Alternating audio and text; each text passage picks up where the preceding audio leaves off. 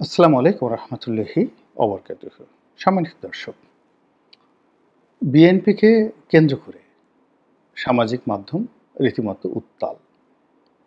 অবশ্যই সেটা বিএনপির পক্ষে নয়, বিপক্ষে। বিএনপির জন্য সবচেয়ে দুর্ভাগ্যজনক ইতিবৃত্ত, যে বৃত্ত শেষ হয়ে গেছে আর শুরু করা সম্ভব নয়, সেটি হলো বিএনপির পক্ষে কলম ধরার মতো শক্তিশালী লোক নেই।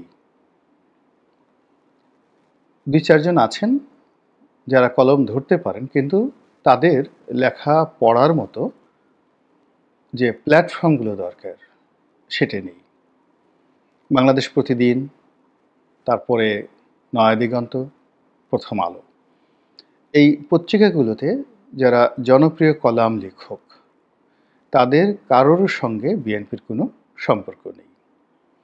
মাঝে মধ্যে প্রভাব বিস্তার করে ২-৪ জন লোক কলাম লিখেন, কিন্তু ও কলাম অকথ্য, ও কলাম অশ্রাব্য, এবং ওই ধরনের নিবন্ধ অজনপ্রিয়, কেউ পড়ে না।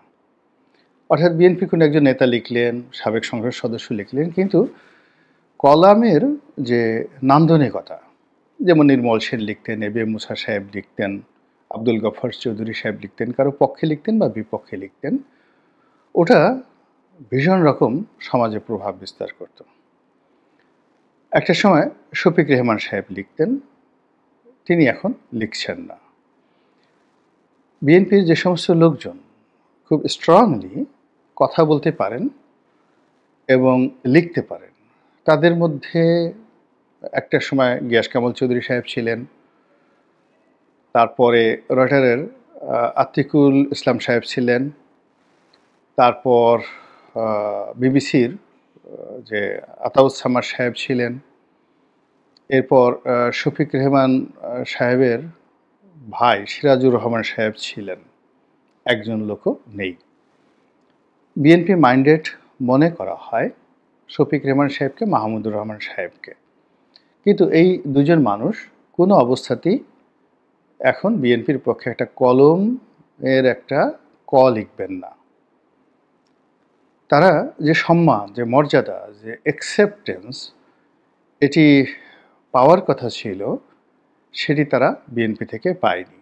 বরং ক্ষেত্র বিশেষে এতটা অপমান, এতটা অপদস্থ এবং এতটা যাকে বলা হয় নিগ্রহের শিকার হয়েছেন এই দুই ভদ্রলোক, তারা সর্বশক্তি দিয়ে ইন্টেলেকচুয়ালি বিএনপির কোনো ক্ষতি করবেন না, কিন্তু বিএনপির যারা প্রতিপক্ষ তাদেরকে এমনভাবে প্রমোট করবেন যে বিএনপি অটোমেটিক ক্ষতিগ্রস্ত হয়ে যাবে। আমি এই দুজন লোকের পাশাপাশি আরও এরকম হয়তো আরও 10 জন আছেন, তাদের কথা বলতে পারি। তো কাজেই মূলধারার যে গণমাধ্যম, সেখানে কোনো লোকজন নেই। এমনকি বিএনপির পক্ষে টেলিভিশন টকশোতে এসে কথা বলতে পারেন, খুব চমৎকারভাবে কথা বলতে পারেন, এরকম লোক নাই এখন। ফজলুর রহমান সাহেব কথাবার্তা বলছেন, কিন্তু তিনি বিএনপির পক্ষে কথা বলছেন না, তিনি নিরপেক্ষ কথাবার্তা বলছেন।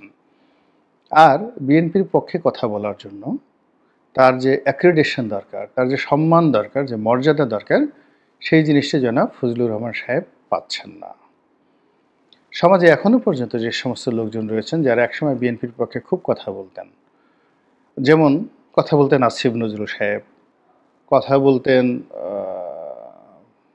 সেই যাকে বলা হয় আরও অনেকে, ফরহাদ মাজার সাহেব কথা বলতেন, তারা কেউ এখন আর কথা বলছেন না। মাহমুদুর রহমান মান্না সাহেব লিখছেনও না, বলছেনও না। ফলে এই জায়গাটি বিএনপির জন্য ব্যারেন, অনুর্বর হয়ে পড়েছে। সামাজিক মাধ্যমে আওয়ামী লীগ জমানাতে আওয়ামী লীগ দুর্বল ছিল, তখন জামাতের লোকজন বাঁশের কেল্লার মাধ্যমে এখানে ভীষণ রকম অ্যাক্টিভ ছিল, এবং জামাত যা কিছুই করতো আলটিমেটলি প্রথম বিএনপির পক্ষে যেত, তারপর সেটা জামাতের পক্ষে যেত। এখন জামাতের পুরো মেশিনারিজ বিএনপির বিরুদ্ধে সর্বশক্তি নিয়োগ করে বিএনপিকে নীতিমতো নাঙ্গা করে ছেড়ে দিয়েছে। নাঙ্গা মানে উলঙ্গ করে ছেড়ে দিয়েছে। আর এই পরিস্থিতি মোকাবেলা করার জন্য বিএনপির এরকম কোনো সাইবার যোদ্ধা নেই। এটা হলো বাস্তবতা। উল্টো এখানে জামাতকে পরাজিত করে পুরো সামাজিক মাধ্যমে এখন আওয়ামী লীগ সাইবার যোদ্ধাদের রাজত্ব চলছে সোশ্যাল মিডিয়াতে। এবং সেই রাজত্বে আওয়ামী লীগের লোকজন এত কৌশলে কাজ করছে।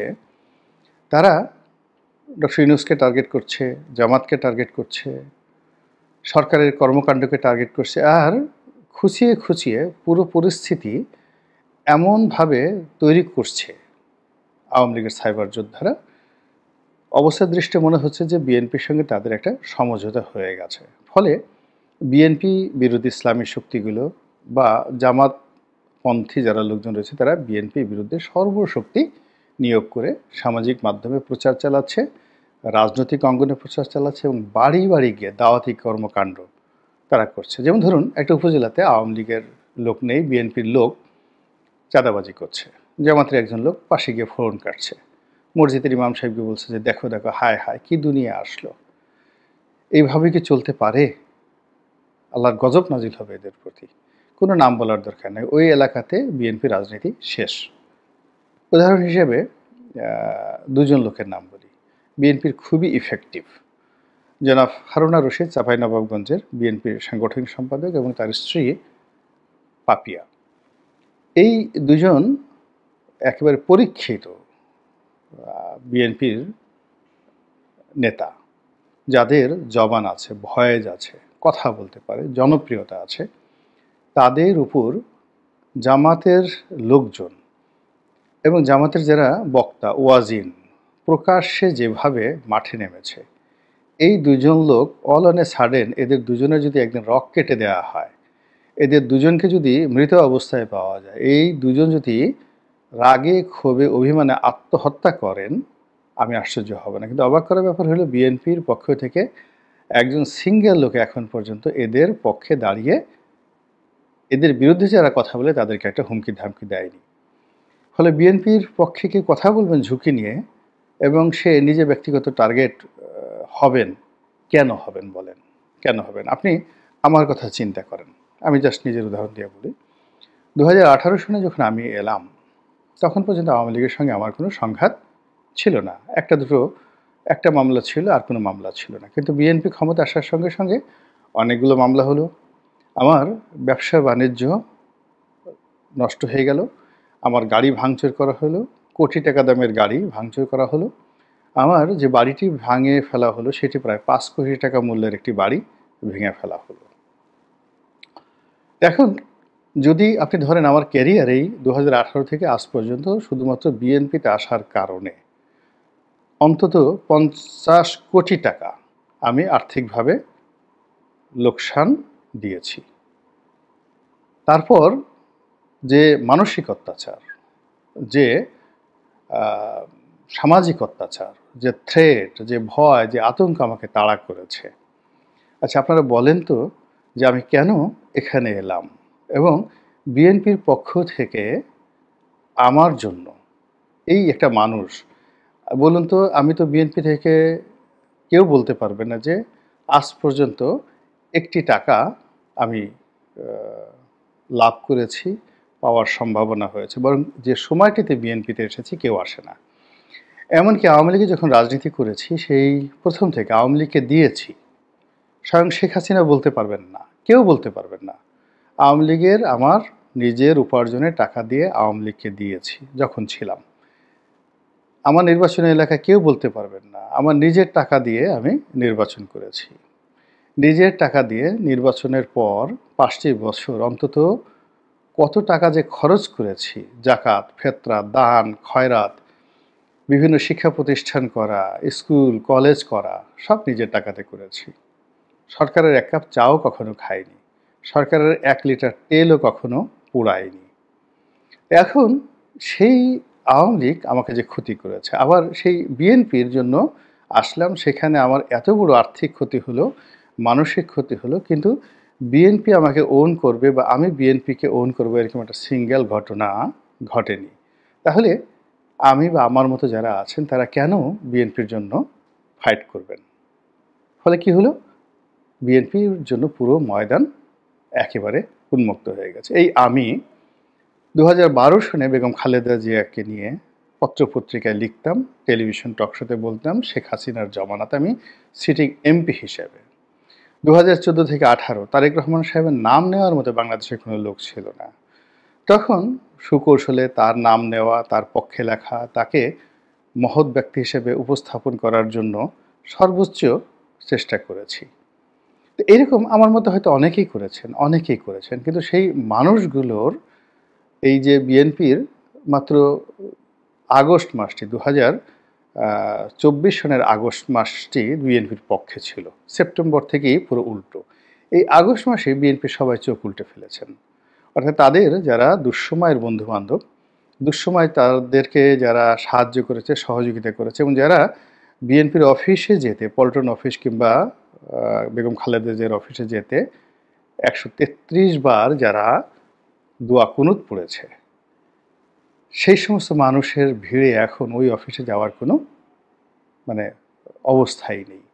কে মনোনয়ন পাবে, কে মন্ত্রী হবে, কে এমপি হবে, সবার জামা কাপড়, কোট প্যান্ট বানানো থেকে শুরু করে কেউ যদি বিয়ে থা করার যারও ইচ্ছা থাকে, তারা বিয়ে থা করার জন্য পাত্রী পর্যন্ত ঠিক করে রেখেছে যে এমপি হলে, মন্ত্রী হলে আমি ওই জায়গাতে বিয়ে থা করব।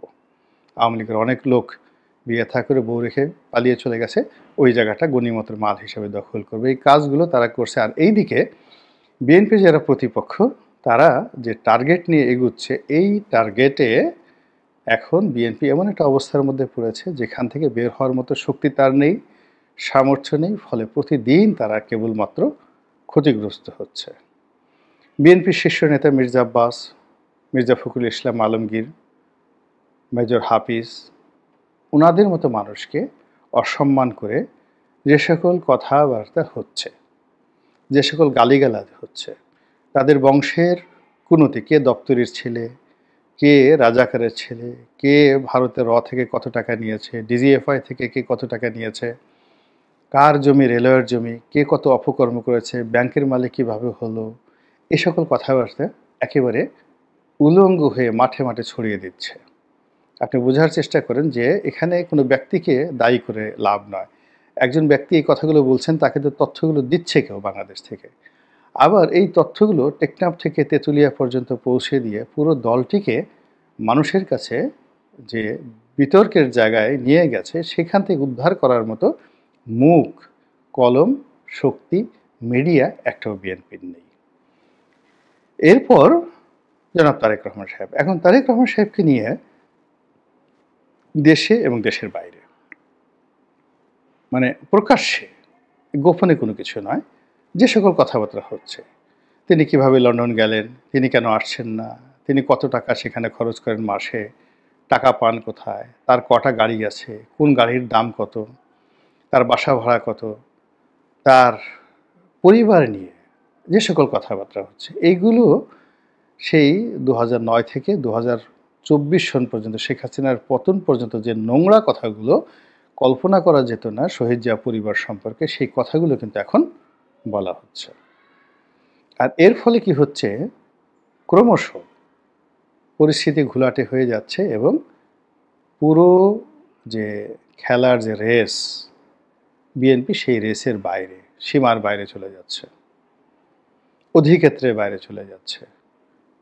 এবং বিএনপির যারা লোকজন রয়েছেন, শীর্ষ পর্যায়ের লোকজন রয়েছেন, তারা নৈতিক মনোবল হারিয়ে ফেলেছেন। তৃতীয়ত, ইয়াং জেনারেশন যারা আছেন, তারা ঠিক এই বিষয়গুলো মোকাবিলা করার জন্য না আছে তাদের লজিস্টিক সাপোর্ট, না আছে তাদের জ্ঞান, না আছে তাদের গরিমা। এখন এমনকি এই বিএনপির যদি ধরেন 20 থেকে 40 বছরের মধ্যে যাদের বয়স, এখন আপনি যদি রুমিন ফারহানাকে তো মাইনাস করে দিয়েছেন, পাপিয়াকে মাইনাস করে দিয়েছেন, নীলুফার চৌধুরী মনিকে মাইনাস করে দিয়েছেন, আর যাদেরকে বগলের মধ্যে রেখেছেন, আমি নাম বললাম না, এই বগলের মধ্যে যারা আছে, যাদের বয়স 50 মধ্যে, এখন এদের একটা বিরাট অংশ সারাদিন টেলিফোন করে ভাইয়া কেমন আছেন, কী আছেন, ইত্যাদি ইত্যাদি, আর ভাইয়ের সঙ্গে কথা হলো বলেই 2-3টা কমিটি বিক্রি করা হয়ে গেল। এই লোকগুলো মানে সমাজে দলের মধ্যে এতটা অপাঙ্ক্ত হয়েছে যে কোনো রকম একটু যদি গণেশ উল্টানোর পরিস্থিতির সৃষ্টি হয় গণপিটুনিতে, এই যে ভাইয়া গ্রুপ, এই ভাইয়া গ্রুপের সর্বনাশ হয়ে যাবে। এই গেল একটা। অর্থাৎ যাদের বয়স 40 থেকে 50-এর মধ্যে, এর উপরে যে গ্রুপটি আছে অ্যাবভ 50, যারা জনাব তারেক রহমান সাহেবের ঘনিষ্ঠজন। তো এনাদের মধ্যে এরা ভদ্রলোক, একেবারে ভদ্রলোক। যেমন ধরুন শহীদুদ্দিন চৌধুরী অ্যানি আছেন, তারপরে শেষে সোহেল সাহেব আছেন। এখন এই ওনারা ২-৩ জন লোক আছেন যাদের যোগ্যতা আছে, কিন্তু চারিদিকে এত বাধা বিঘ্ন দূর করে দে আর নট পাওয়ারফুল, তাদেরকে সেই পাওয়ার দেওয়া হয় না। এখন যেখানে যে কাজ দরকার তা নিয়ে তাদেরকে দেওয়া হয়েছে, তোমরা কনসার্ট করো, গান করো, বাজনা করো, সারিন্দা বাজাও, হারমোনিয়াম বাজাও, তবলা বাজাও। It's not the politics.